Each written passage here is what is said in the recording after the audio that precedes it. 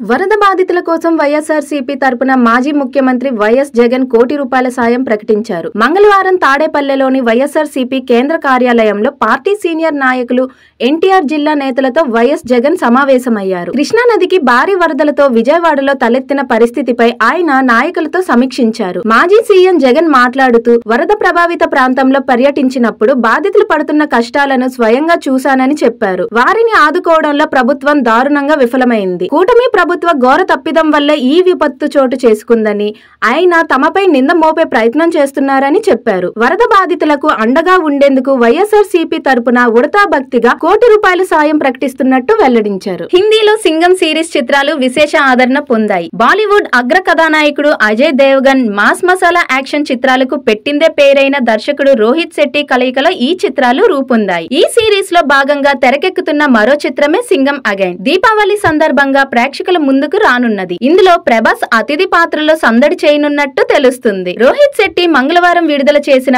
ఓ video ఆ విషయాన్ని స్పష్టం చేస్తుంది. కల్కి 2898 AD నేపథ్యం సంగీతం వినిపిస్తుండగా గాల్లో ఎగురుతూ కిందకి దిగిన వాహనం ఆ వీడియోలో కనిపిస్తుంది. ఈ హీరో లేకుండా సింగం అసంపూర్ణంగా ఉంటుంది. ఈ వాహనంలో హీరో ఉన్నాడు, దీపావళికి అందులో నుంచే దిగుతాడు అంటూ రోహిత్ శెట్టి వాక్య జోడించారు. దీంతో ఈ సినిమాలో ప్రభాస్ అతిథి పాత్రలో సందడి చేయనున్నారనే చర్చ ఊపందుకుంది. సింగం సిరీస్ లో తదుపరి సినిమా ప్రభాస్ కథానాయకుడిగా రూపొందే అవకాశాలున్నాయనే ప్రచారం సాగుతుంది. శ్రీశైలం జలాశయానికి వరద తగుముఖం పట్టింది. జలాశయం 6 గేట్లు ఎత్తి నీటిని విడుదల చేస్తున్నారు. స్పిల్వే ద్వారా 1.17 లక్షల క్యూసెక్కులు విడుదల చేస్తున్నారు.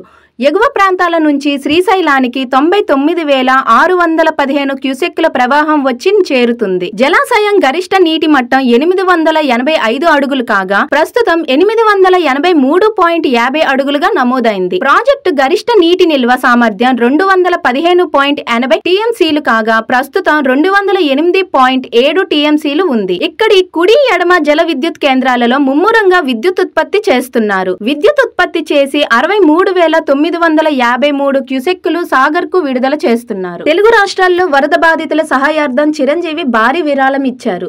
2 రాష్ట్రాలకు కలిపి కోటి విరాళం ప్రకటించారు. ఈ విషయాన్ని తెలుపుతూ ఎక్స్ లో పోస్ట్ పెట్టారు. ఆంధ్రప్రదేశ్, తెలంగాణ ముఖ్యమంత్రుల సహాయ నిధికి చెరో 50 లక్షలు ప్రకటించారు. తెలుగు రాష్ట్రాల్లో వరద ప్రభావం వల్ల ప్రజలకు కలుగుతున్న కష్టాలు నన్ను కలిచివేస్తున్నాయి. పదుల సంఖ్యలో అమాయకుల ప్రాణాలు కోల్పోవడం ఎంతో విషాదకరం.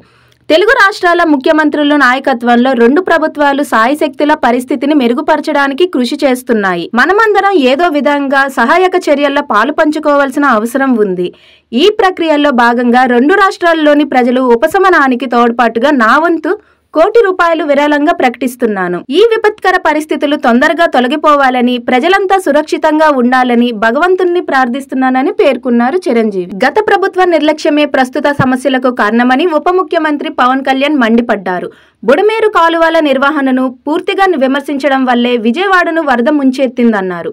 అన్నమయ్య ప్రాజెక్టు విషయంలోనూ గత ప్రభుత్వం ఇలాగే వ్యవహరించిందని, చిన్న ప్రాజెక్టుల్లో లాకులు కూడా రిపేర్లు చేయలేదని ధ్వజమెత్తారు. వరద బాధితుల సహాయార్థం కోటి విరాళం ఇస్తున్నానని ముఖ్యమంత్రి చంద్రబాబును బుధవారం కలిసి చెక్కు అందజేస్తానని పవన్ కళ్యాణ్ ప్రకటించారు. వరద ప్రభావిత ప్రాంతాల్లో పరిస్థితిని తాడేపల్లిలోని విపత్తుల నిర్వహణ కమిషనర్ కార్యాలయం నుంచి మంగళవారం ఆయన పరిశీలించారు. హోంమంత్రి అనిత, రెవెన్యూ శాఖ ముఖ్య కార్యదర్శి ఆర్పి సిసోదియా, ఇతర ఉన్నతాధికారులతో సమీక్ష నిర్వహించిన అనంతరం పవన్ కళ్యాణ్ విలేకరులతో మాట్లాడారు. నేను 35 చిన్న కథ కాదు, సినిమా చూశాను. ఒక్కరోజు స్కూల్ కి సెలవు పెట్టి థియేటర్ కి వెళ్లి ఈ సినిమా చూసినా పర్వాలేదు. 35 తరహా సినిమా మాత్రం మళ్లీ రాదు. పొరపాటున కూడా మిస్ కాకండి అని నాని అన్నారు. నివేద థామస్, ప్రియదర్శి, విశ్వక్దేవ్, గౌతమి భాగ్యరాజ్ లీడ్ రోల్స్ లో నటించిన చిత్రం 35 చిన్న కథ కాదు.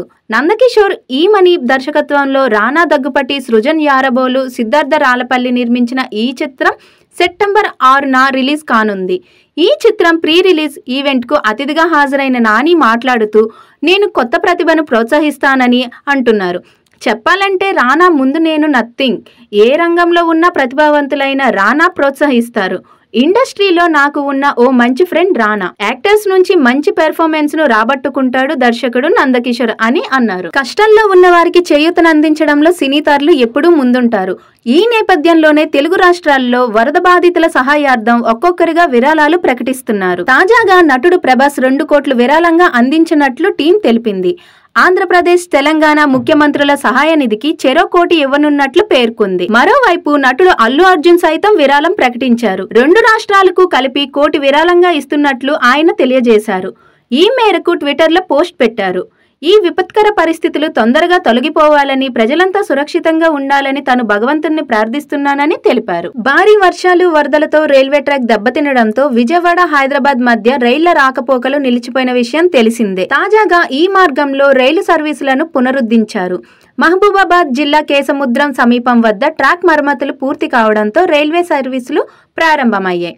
హైదరాబాద్ వెళ్లే రైళ్లను వరంగల్ మీదుగా పంపిస్తున్నారు. ట్రయల్ రన్ లో భాగంగా విజయవాడ నుంచి గోల్కొండ ఎక్స్ప్రెస్ ను తొలుత పంపారు. ఆ రైలు విజయవాడ, గుంటూరు, వరంగల్ మీదుగా హైదరాబాద్ వెళ్లింది. ఆఫ్లైన్ లో సర్వీసులను పునరుద్ధరించమని, డౌన్ లైన్ లో బుధవారం అర్ధరాత్రికి పనులు పూర్తి చేస్తామని దక్షిణ మధ్య రైల్వే అధికారులు తెలిపారు. విజయవాడ వరద ప్రభావిత ప్రాంతాల్లో వైఎస్ఆర్సీపీ అధినేత, మాజీ ముఖ్యమంత్రి వైఎస్ జగన్మోహన్ రెడ్డి పర్యటిస్తున్నారు.